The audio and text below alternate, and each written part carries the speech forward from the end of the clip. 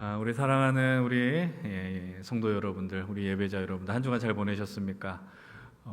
이제 6월이 끝이 났고 이제 7월 새로운 한 달이 되었는데요. 이번 6월 이토록 더웠었던 6월이 없었다라고 이야기하죠. 벌써 6월 장마가 6월에 끝이 났다라는 뉴스를 보게 됩니다. 이런 이상 기후라고 이야기할 수 있을 것 같아요. 이런 기후 속에서도 하나님께서 우리에게 살아갈 수 있는 힘과 능력을 주시고 또 이 자연까지도 하나님께서 잘 회복할 수 있도록 우리가 계속해서 기도할 수 있었으면 좋겠습니다. 그런 가운데 우리에게 새로운 한 달을 주셨어요. 여러분들 2025년이 시작이 되면서 우리가 얼마나 많이 기대하고 기도하며 나오셨습니까? 지난 현실 속에서 6개월의 시간 우리가 살아온 자리가 다 달랐고 또 살아온 모습이 다 달랐을 줄 믿습니다. 그런데 그 모든 시간이 다 동일하게 주어졌지만 우리에겐 각자 다른 의미로 다가왔을지도 모르겠어요. 여러분들이 이 시간의 흐름 속에서 이것을 어떻게 받아들이시겠습니까? 그냥 자연스러운 시간의 흘러감에 따라서 그 크로노스의 시간으로 그냥 흘려보낼 것인지, 아니면 우리가 그 흐름 속에서 하나님의 영광과 역사가 강력하게 찾아오는 카이로스의 시간으로 만들고 있는지, 그것은 아마 여러분들의 삶의 태도에 달려있다라고 생각을 합니다. 하나님께서 우리에게 동일하게 주신 것, 그것은 시간일 것입니다. 그러나 그 시간 앞에서 여러분들이 그냥 당장의 의미 없는 그 크로노스의 시간 같을지라도 하나님의 은혜와 사랑, 하나님의 인도하심과 보호하심을 간절히 구하고 나간다면 그 시간은 진실로 하나님의 역사를 체험하는 카이로스의 시간이 되는 줄로 믿습니다. 우리가 6개월의 시간이 다 각자 다르게 해석되고 다가왔을지 모르겠지만 결국 그 시간을 통해 하나님은 오늘도 우리를 빚어 가실 것입니다. 우리를 회복시켜 가실 것입니다. 그래서 이제 어느덧 수련회가 한 달 반 시간뿐이 남지 않았어요. 이번 수련회 우리가 예레미야 말씀을 본문으로 삼았습니다. 예레미야 18장의 말씀의 내용은 무엇이냐? 하나님이 우리 인생의 토기장이가 되어주신다라는 겁니다. 하나님이 우리의 인생을 계속해서 빚어가는 그런 하나님이시다라는 걸 고백해야 합니다. 이 시간, 청년의 때, 단순히 청년이라는 시간이 아니라 여러분들의 삶이 이 땅 위에 닿을 때까지 하나님은 여러분들을 계속해서 빚어가실 거예요. 우리의 삶의 완성은 없습니다. 그러나 주님이 우리를 부르시는 그날까지 우리는 하나님께 한 걸음 한 걸음 계속해서 다가가야 하는 줄로 믿습니다.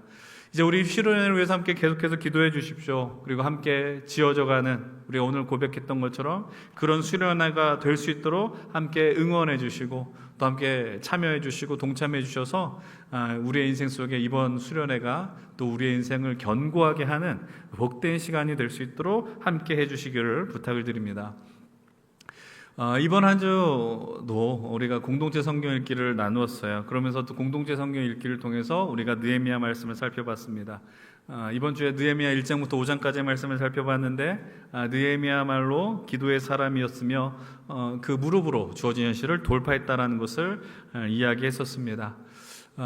저는 느헤미야를 참 좋아합니다. 느헤미야 이 말씀도 좋아하고 또 느헤미야서를 통해서 나오는 느헤미야도 상당히 좋아합니다. 그래서 제가 아마 연신교회 부임하고 나서도 이 느헤미야서 본문을 가지고도 설교를 꽤 몇 차례 한 것으로 기억하고 있습니다. 느헤미야서에서 느헤미야가 무너진 예루살렘을 회복하는 이야기도 참 좋지만 그 안에 쓰임받는 느헤미야의 리더십이 너무나도 멋있었기 때문이에요. 느헤미야 리더십이 너무나도 탁월했고 느헤미야의 리더십을 통해 사람들이 또 회복해가는 모습들이 제게도 많은 도전이 되었고 매력적으로 다가왔다는 사실입니다. 그래서 오늘 이번 한 주간 느헤미야서를 읽으면서 여러분들과 이번 주에 느헤미야를 꼭 나누겠다라는 생각을 하게 됐어요. 왜냐하면 느헤미야말로 진실로 기도의 사람이었고 무릎으로 자신의 현실을 돌파한 사람이었기 때문입니다. 여러분들 제가 이렇게까지 이야기했음에도 불구하고 여전히 공동체 성경 읽기에 들어오지 않았거나 아니면 그 카톡방에 숫자를 없애지 않는 분들이 있는 걸로 알고 있습니다. 좀 하셨으면 좋겠어요. 좋은 말로 할 때 참여하시고 좀 읽으시고 묵상하시고 저 혼자 떠든 넋두리의 시간인 것을 저는 알고 있지만 그러나 제가 하는 최소한의 설교 때 나눈 이야기의 뭔지는 여러분들이 알았으면 좋겠다 이 생각이 있어요. 우리가 어느덧 벌써 이제 7번째 시간을 가졌습니다. 무릎으로 돌파하라. 6주에 걸쳐서 엘리야처럼 얼굴을 무릎 사이에 넣는 기도를 합시다. 또 마태복음 7장에 구하고 찾고 두드리는 기도를 드리시고 또 야베스와 같이 그 고통의 이름을 뛰어넘어서 자신의 지경을 넓혀가자. 그리고 지난번 살펴봤던 한나와 같이 하나님과 심정을 통하는 기도를 드리고 싶다라는 그 모습들을 살펴봤습니다. 그렇게 주님 앞에 무릎으로 나아갔었던, 그래서 현실을 돌파했었던 그들처럼 오늘 우리가 만나는 느헤미야도 하나님 앞에 절박하게 엎드렸었던 사람이다라는 것을 우리는 본문을 통해 확인하게 됩니다. 느헤미야의 기도는 오늘 우리가 읽은 2장보다 사실은 그 앞에 있는 1장에 더 선명하게 나와 있습니다. 느헤미야는 누구이냐? 그는 포로 2세대 사람입니다. 페르시아의 왕궁에서 고위관리의 위치에 있으면서 어쩌면 편안하게 자신의 삶을 돌아볼 수 있는, 안위할 수 있는 그런 삶이었다라는 거예요. 안정된 삶을 살고 있었어요. 근데 어느 날 고국으로부터 하나의 소식을 듣게 됩니다. 그것이 느헤미야 1장 3절에 나오게 됩니다. 느헤미야 1장 3절은 이렇게 이야기하죠. 함께 읽어보겠습니다. 그들이 내게 이르되 사로잡힘을 면하고 남아있는 자들이 그 지방 거기에서 큰 환난을 당하고 능욕을 받으며 예루살렘 성은 허물어지고 성문들은 불탔다 하는지라. 다시 한번 말씀드리지만 느헤미야는 페르시아의 관리였습니다. 지금 이스라엘 유대 땅은 자신의 나라가 없었습니다. 식민 지배를 받고 있는 현실이었다라는 거예요. 그러나 그들이 예배하는 그 예루살렘을 회복하기 위해서 에스라의 말씀을 보면은 스룹바벨과 예수아를 통해 먼저 그들이 예루살렘 돌아간 무리들이 있었고, 또 두 차례 에스라를 통하여 먼저 예루살렘으로 돌아갔던 사람들이 있었습니다. 그들이 예루살렘의 회복을 위해서 엄청나게 애썼습니다. 노력했습니다. 근데 그들의 현실이 오늘 말씀과 같이 환난을 당했다라고 이야기해요. 능욕을 당했답니다. 수치를 당한 것이죠. 그리고 그들이 애써 회복시켰었던 그 성전의 문들이 불타고 있었다라는 비참한 소식을 듣게 되었습니다. 그때 페르시아의 관리로 편하게 살고 있었던 느헤미야는 그저 그런가 보다라는 모습으로 서 있지 않았습니다. 본문 4절은 그들의 모습을 이렇게 기록하고 있습니다. 함께 4절의 말씀입니다. 내가 이 말을 듣고 앉아서 울고 수일 동안 슬퍼하며 하늘의 하나님 앞에 금식하며 기도하여. 그러니까 우리가 누군가의 소식을 들었을 때 불쌍하다, 참 힘들겠다라고 생각하는 게 아니었다라는 거예요. 진심으로 자신의 동족들의 아픔에 공감했고, 느헤미야는 수일 동안, 오랜 시간 동안 금식하며 기도했다라는 겁니다. 사랑하는 여러분들, 이것이 기도하는 사람의 첫 번째 특징입니다. 그것이 무엇일까요? 하나님의 마음이 가는 곳에, 하나님의 시선이 머무는 곳에 기도하는 사람들도 그곳에 자신의 시선이 머무르게 된다는 겁니다. 느헤미야가 드린 기도는 바로 이런 기도였습니다. 사실 신경 쓰지 않아도 되는 현장이었을지 모릅니다. 그러나 고국의 소식을 듣고 나서 그는 같이 울었고 같이 아파했습니다. 왜요? 그는 그곳에서 하나님의 마음을 느꼈기 때문이죠. 우리가 한나의 기도를 이렇게 정의 내렸습니다. 하나님과 심정을 통하는 기도였다라고 이야기했어요. 하나님과 심정을 통하는 기도, 하나님의 마음을 알게 되니 하나님의 마음이 머무는 곳을 보게 됩니다. 하나님의 시선이 머무는 자리를 볼 수 있게 되는 것이죠. 기도가 깊어지면 하나님의 마음이 가는 곳에 우리의 마음도 가게 됩니다. 그래서 느헤미야는 자신이 머물고 있는 페르시아 왕국에서 그저 안락한 생활을 영위하고 만족하지 않고 하나님의 백성들의 고통을 자신의 고통으로 끌어당겼다라는 겁니다. 어쩌면 이것은 야베스의 기도와 같은 모습인지 모르겠습니다. 야베스가 이렇게 고백하죠. 자신의 지경을 넓혀주십시오. 느헤미야는 자신의 지경을 넓힌 겁니다. 자신의 눈앞에 있는 현실만이 아니라 예루살렘까지 자신의 지역을 넓혀 기도할 수 있었습니다. 사랑하는 여러분들, 기도하게 될 때 우리의 지경은 넓어지게 됩니다. 우리가 기도를 처음 시작하게 되었을 때 우리의 사소한 욕구로 그 기도가 출발되었을지라도 하나님과의 관계가 깊어지면, 기도의 농도가 짙어지면 우리의 그곳에서 주님의 마음을 느끼게 되고 우리의 기도의 그 지경이 확대되는 것을 느끼게 됩니다.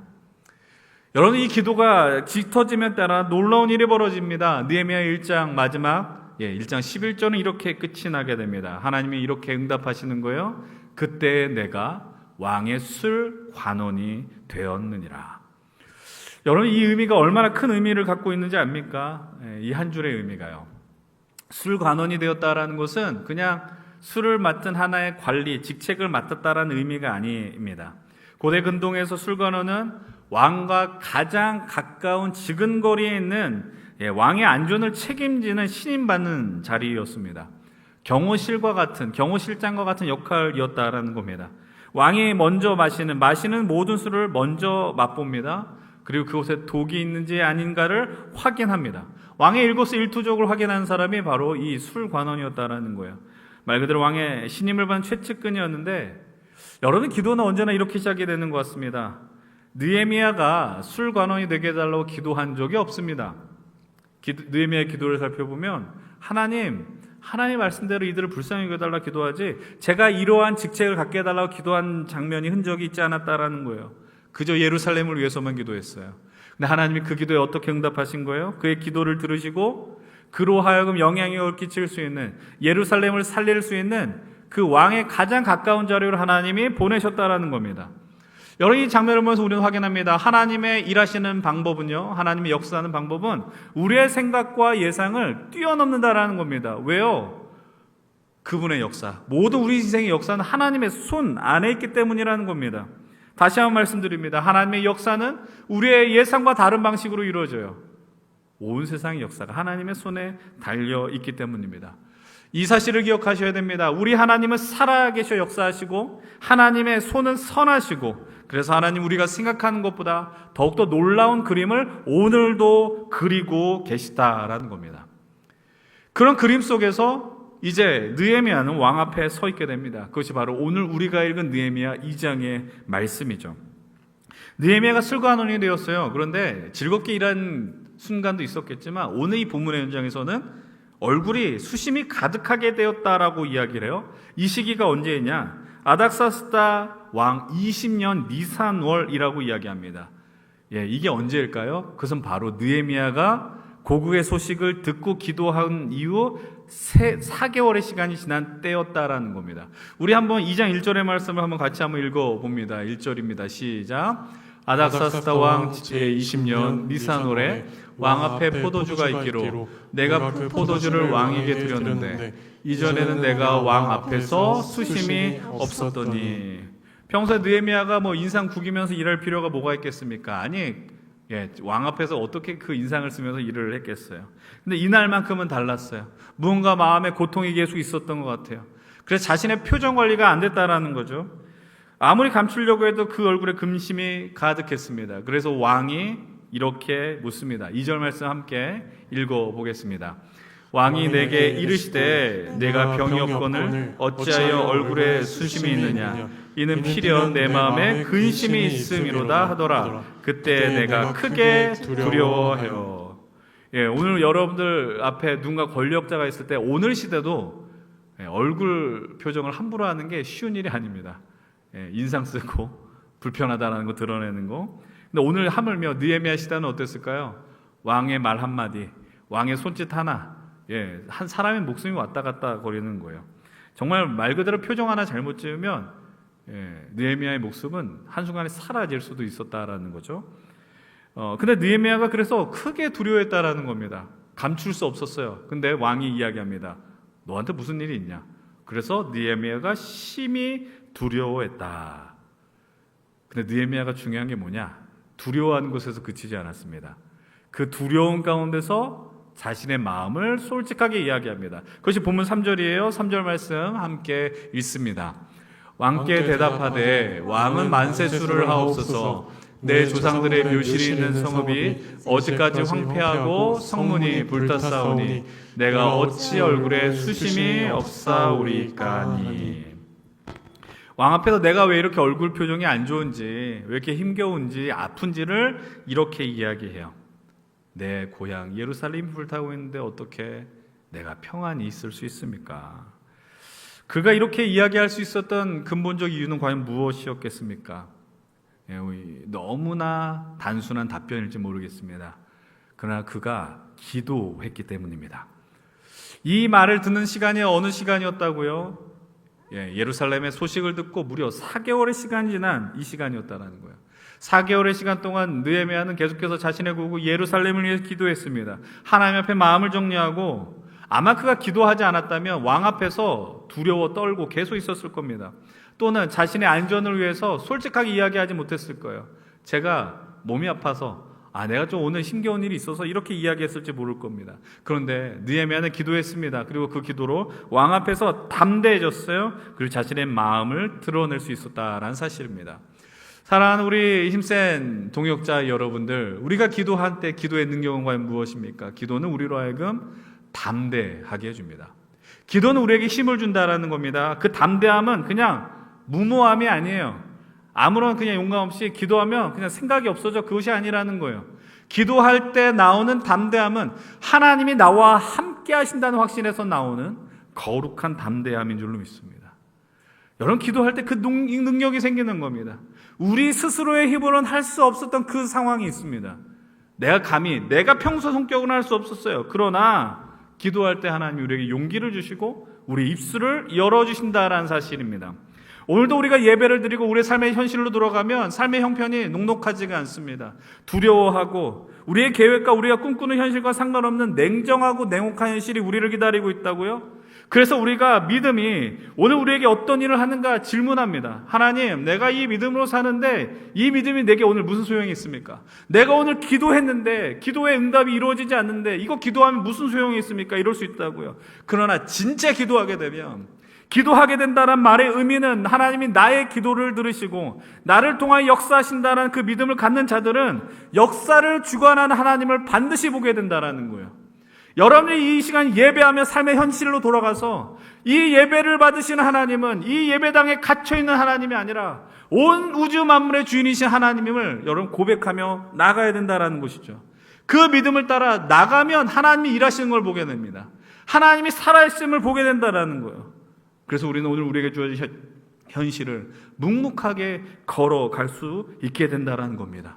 그 걸음이 완벽한 모습은 아닐지라도 그 걸음 속에 우리를 붙들어 주시고 우리를 책임져 주시는 하나님을 반드시 만나게 될 줄로 믿습니다. 그래서 여러분 기도하십시오. 그래서 그 기도 가운데 하나님 주신 담대함을 누리시는 우리 귀한 여러분들, 우리 청년들이 되길 축복합니다. 그런 가운데서 아닥사스다 왕이 느헤미야에게 질문하기 시작합니다. 그것이 무엇입니까? 오늘 본문 4절은 이렇게 이야기해요. 그러면 네가 무엇을 원하느냐?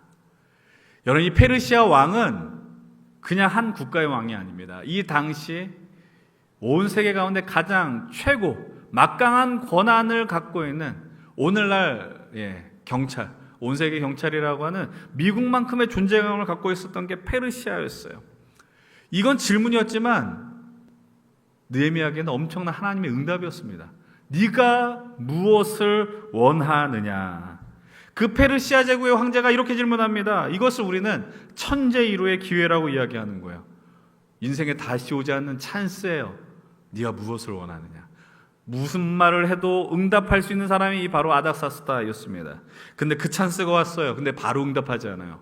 뭐라고 이야기합니까? 내가 곧 하늘의 하나님께 묵도하고.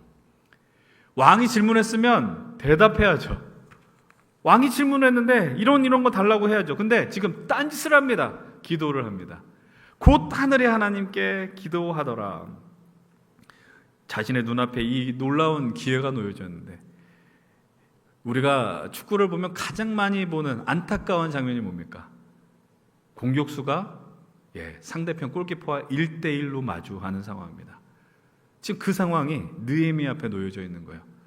그런데 빨리 공을 차야죠. 공을 안 차고 있는 거예요. 그럼 우리는 화가 납니다. 빨리 넣어야지. 지금 이 상황이 바로 그 상황 속에 있다라는 거예요. 근데 느헤미야의 모습 성경이 이렇게 기억합니다. 하늘의 하나님께 묵도하고. 이 엄청난 상황 속에서 느헤미야가 무엇을 해요? 하늘의 하나님께 시선을 두었다라는 겁니다.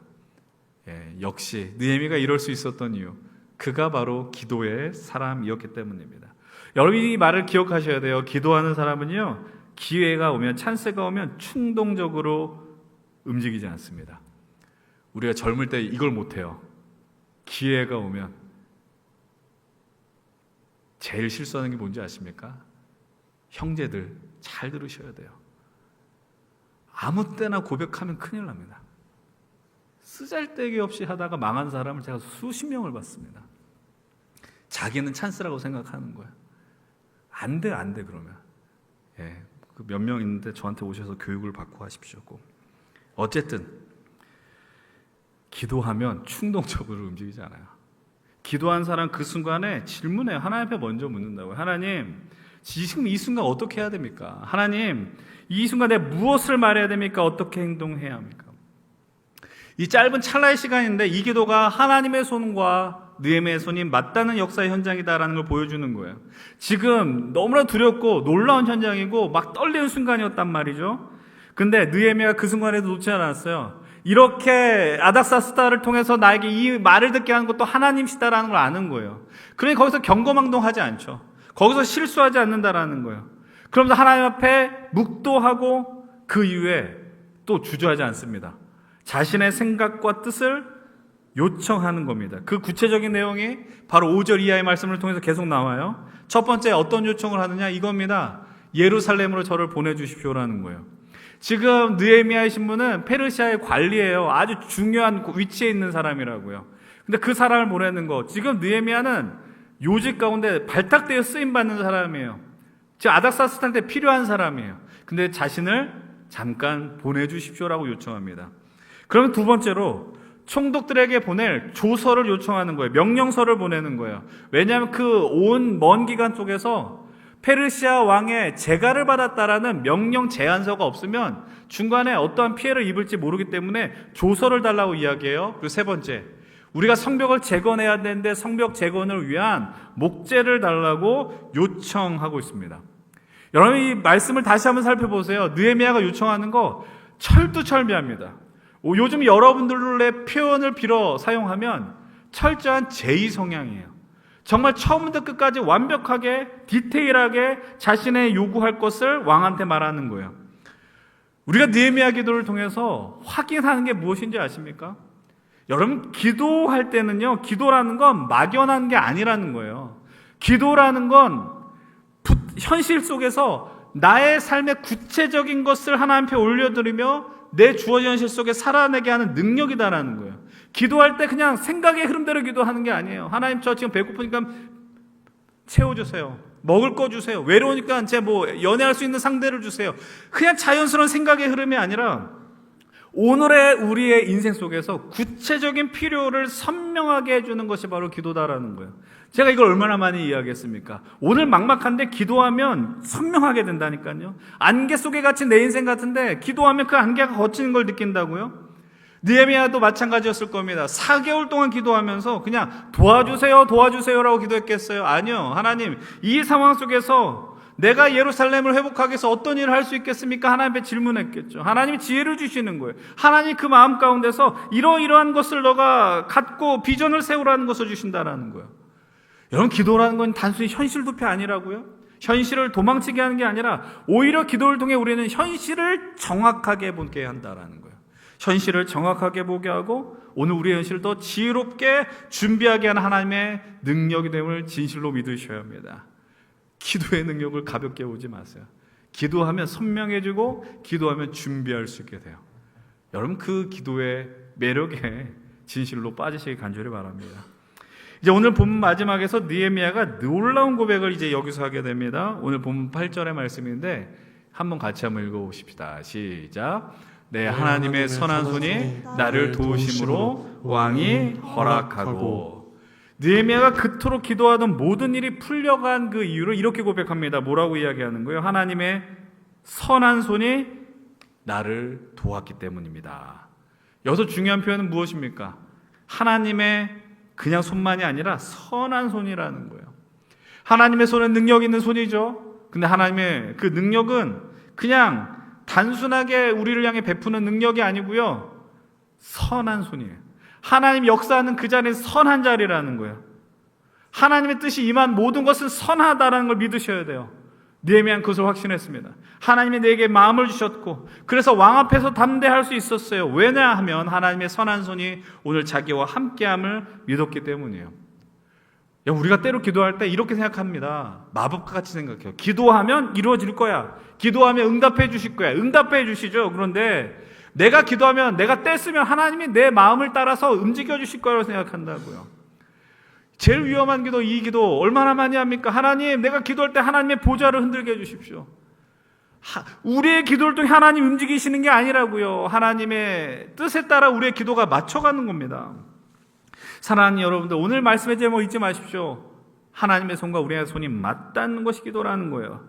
우리의 기도는 우리의 뜻을 이루기 위한 것이 아니라 하나님의 선한 손이 역사할 수 있는 통로를 여는 믿음의 행동이라는 것을 기억하십시오. 우리가 기도하면 그 통로가 열리는 거예요. 하나님의 선한 역사가 벌어지는 길이 열린다라는 거예요. 그래서 우리가 담대하게 그렇게 기도할 수 있는 거예요. 매주 기도하지 않습니까? 하나님의 뜻이 하늘에서 이룬 것처럼 땅에서도 이루어지게 해주십시오. 기도를 통해서 그 눈이 열린다라는 사실이에요. 하나님의 뜻이 오늘 우리 인생 속에서도 역사하게 해주십시오. 우리의 간구는 하나님의 뜻이 오늘 우리 삶에서 그리고 우리의 일상 속에서 이루어지는 믿음의 통로가 되는 줄로 믿으시길 바랍니다. 느헤미야의 기도가요, 특별한 기술을 갖고 있기 때문이 아니에요. 응답받았다라는 게 느헤미야가 하나님의 마음과 일치했기 때문입니다. 그는 하나님의 백성들의 고통을 보고 아파했습니다. 그리고 그곳에서 하나님의 영광을 위하여 기도했습니다. 느헤미야는 그곳에서 하나님과 심정을 통하는 기도를 드린 것이죠. 하나님의 선한 손과 자신의 선한 손이 맞닿아 하나님의 역사를 볼 수 있게 된 것입니다. 그럼 이제 우리는 한번 질문하셔야 됩니다. 우리가 어떻게 하면 느헤미야와 같이 기도할 수 있을까? 오늘 말씀의 정리예요. 사랑하는 여러분들, 기도하면서 하나님의 마음으로 오늘의 현실을 바라보십시오.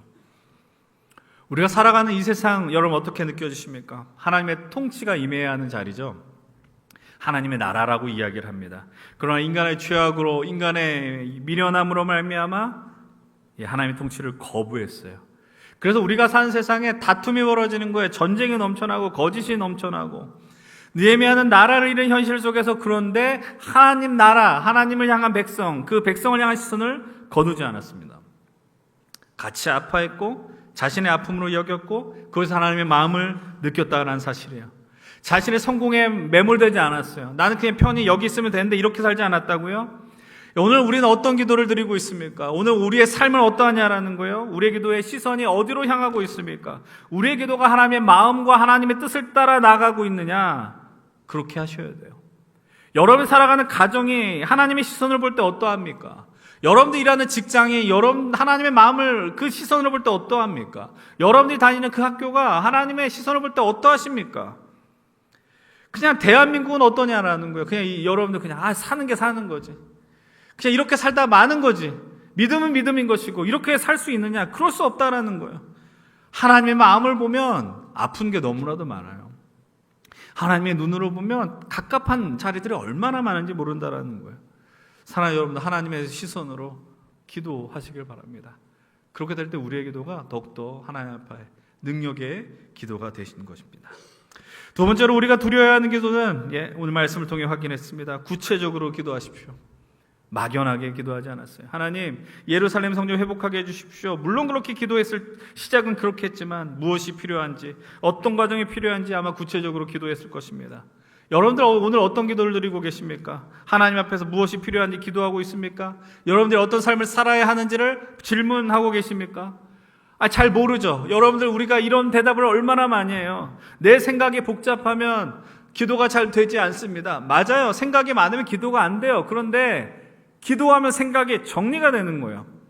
기도하면 내 삶의 그 모든 것들이 가지가 쳐진다라는 겁니다. 우리가 이 청년의 때에 제일 못하는 게 뭐냐면 가지치는 거예요. 못 버리는 거예요. 그냥 말 그대로 내 삶의 현실도 그렇죠. 책상 정리할 때, 사물함 정리할 때 이거 버릴까 말까. 그러다가 수십 년은 좀 그렇고 수년 동안 갖고 있는 게 얼마나 많이 있습니까? 하나님 앞에 기도함으로 말미암아 내가 진짜 오늘 내게 필요한 것이 무엇인지를 여러분 정리할 수 있는 은혜가 있기를 원합니다. 우리가 내가 무엇을 해야 될지 모르고, 물론 그래서 좌충우돌하고 실패하고 낙심하고 넘어지고 그것이 우리의 때에 하는 일이라 할지라도, 그러나 하나님 앞에 서면서 버릴 수 있는 걸 과감하게 버릴 수 있는 용기가 있었으면 좋겠어요. 그거 없는다고 죽지 않거든요. 하나님의 말씀 앞에서, 기도 앞에서 여러분의 삶을 하나하나씩 정리해 나갈 수 있는 능력을 회복하길 바랍니다. 세 번째로, 여러분들 기도할 때 우리가 어떻게 기도해야 될까요? 기다릴 수 있어야 됩니다. 우리가 제일 못하는 것, 제일 답답해하는 것, 기도했는데 응답이 없다라는 거예요. 여러분 느헤미야 1장에서 2장으로 넘어갈 때 4개월의 시간이 갔다고 얘기했어요. 사실 4개월 짧은 시간처럼 느껴질 수 있지만 지금 당장의 위기 앞에 놓여 있는 느헤미야에게 있어서는 결코 짧은 시간이 아니었습니다. 지금 당장 동족이 무너지고 있는데 아픈데 얼마나 힘들어요. 내게 빨리 놀라운 능력을 주셔서 회복할 수 있는 힘을 주셔야 되는데 아무런 일들이 벌어지지 않는다라는 거죠. 근데 그는 섣불리 움직이지 않았어요. 조급해하지 않았습니다. 느헤미야가 왜 그럴 수 있었을까요? 기도하면서 하나님의 때를 기다렸다라는 거예요. 어쩌면 우리의 삶은 늘 기다리는 인생일지 모르겠습니다. 주님이 오시는 그날까지 우리는 계속해서 기다려야 할지 모르겠습니다. 기도가 힘든 이유는 당장의 응답이 없기 때문입니다. 기도를 못하는 이유는 응답의 그 순간이 보이지 않기 때문이라는 겁니다. 그러나 오늘 우리는 동일하게 이렇게 고백하죠. 그러나 기도의 응답에는 하나님의 때가 있다는 사실이에요. 제가 이 말씀을 처음 시작했을 때 드렸었던 그 말씀, 우리가 어느덧 2025년 절반의 시간을 보냈어요. 누군가는 시간의 흐름을 한탄하며 살아갈 수 있습니다. 그런데 그것을 우리가 해야 되는 게 아니라 오늘 시간을 주신 하나님의 역사를 기대하며 카이로스의 때를 기다려야 하는 것 아니겠습니까? 하나님, 내가 오늘의 그 때를 몰라 답답할지 모르겠지만 그 믿음을 갖고 사는 겁니다. 모든 것을 합력하여 선을 이루신 하나님이 오늘 나를 통해서 역사하실 것이다. 여러분, 이 사실을 믿으세요. 하나님이 가장 완벽한 때에 일하시고요, 가장 정확한 시간에 움직이시다라는 사실이에요. 그래서 지금 그 자리에서 계속해서 기도하십시오. 내가 원하는 그것만이 아니라 내 삶이 하나님 앞에 온전해지게 해달라라는 간구. 하나님을 살아있음을 믿고 나갈 때 내 삶의 모습들이 하나하나씩 정리가 될 줄로 믿어요. 여러분 지금 완성품들이 아니에요. 다듬어지는 거예요. 빚어가는 거예요. 하나님께 맡기세요. 하나님 여러분들을 계속해서 멋지게 만드는데 그 멋짐의 과정, 오늘 내 인생이 왜 이래 이렇게 한탄하지 마시고 하나님이 그것을 이뤄가실 것을 믿고 오늘 주어진 하루를 소중히 여기며 살아가세요. 얼마나 아름답습니까? 여러분의 삶, 오늘 이 날은 다시 오질 않을 여러분들의 인생이에요. 귀하게 여기세요. 소중히 여기세요. 하나님 오늘 이 날을 통해 여러분들 더 빛나게 오늘도 이루어 가실 것입니다. 마지막으로 여러분들에게 부탁을 드리는 건 이것입니다. 여러분들 기도의 응답 가운데 기회가 올 것입니다. 그 순간 믿음으로 그 상황을 받아들이십시오. 겸손하게 받아들이십시오. 그러나 담대하게 그 시간들을 맞이하십시오. 여러분 오늘 집에 가셔서 다시 한번 이 느헤미야 말씀을 잘 읽어보셨으면 좋겠어요. 느헤미야가 이 찬스 앞에서, 이 기회 앞에서 두려워만 하지 않고 담대할 수 있었던 그 이유는 과연 무엇이었을까? 하나님을 떠올렸기 때문이었을 것입니다. 사랑하는 우리 형제 자매 여러분들, 오늘 우리는 느헤미야를 통해 중요한 진리를 배웠습니다. 기도란 하나님의 손이 우리의 인생과 맞닿는 자리다라는 겁니다. 느헤미야는 그곳에서 무너진 성벽을 보고 슬퍼하며 기도했습니다. 그러나 그곳에 하나님의 선한 손을 만나게 되었고 그곳에서 비전을 꿈꾸게 되었습니다. 그리고 조금씩 역사를 이뤄가는 하나님을 기대하며 자신의 삶을 살아갔습니다. 오늘 우리의 현실은 어떻습니까? 느헤미야와 같이 처참한 현실을 듣고 슬퍼하는 분들도 있을 수 있고 반대로 내 인생 오늘 그냥 큰 문제 없어 라고 고백하는 분들도 있을 것 같아요. 죄송한 이야기지만 여러분들이 그런 순탄한 인생을 살든 힘든 인생을 살든 그거는 그닥 큰 문제는 아닌 것 같아요. 더 중요한 것은 오늘 우리가 서 있는 그 자리가 그 자리에서 역사하신 하나님이 진짜 살아있는 하나님이다라는 걸 인식하는 것입니다. 그것을 하나님의 손을 꼭 보셨으면 좋겠습니다. 오늘 우리가 기도해야 하는 이유는 아주 분명합니다. 기도를 통해 하나님의 손이 있는 자리를 확인할 수 있기 때문입니다. 그리고 우리가 서 있는 그 자리에서 우리가 두 손을 두고 주님 앞에 나아가게 되면 우리는 반드시 하나님의 마음이 있는 자리로 나아가게 될 것입니다. 우리가 연약하고 두려울 때 하나님 우리를 도와주실 것이고 우리의 길을 열어주신 하나님을 만나게 될 것입니다. 근데 하나님의 손이요 때로는 좀 거칠게 느껴질 수 있어요. 하나님의 손이 좀 나를 평안히 이끌었으면 좋겠는데 하나님의 시간과 방법이 우리의 것과 다를지 모르겠어요. 근데 기억하십시오. 그분의 손은요 선해요. 항상 선합니다. 가장 완벽합니다. 느헤미야가 4개월을 기다렸었던 것처럼 여러분들 그때를 기다려야 할 시간을 보낼지 모르겠어요. 헛된 시간이 아니에요. 마땅히 해야 하는 시간이에요. 하나님 우리의 기도를 들으시고 우리가 생각하지 못한 방법으로 그 길을 반드시 열어주실 것입니다. 오늘 말씀을 통해서, 예배를 통해서 더 기도의 자리로 나가십시다. 그리고 하나님의 마음으로 현실을 보시고 우리의 기도를 더 구체화하며 하나님의 때를 기다리며 나가십시다. 그리고 하나님의 응답이 올 때 당황하지 마시고 믿음으로 그 현실을 받아들이며 담대하게 나갈 수 있는, 그래서 하나님의 선한 손이 여러분들의 인생에 역사하는 그 모습들을 우리가 이 자리에서 함께 볼 수 있게 되기를 간절히 축원을 드립니다.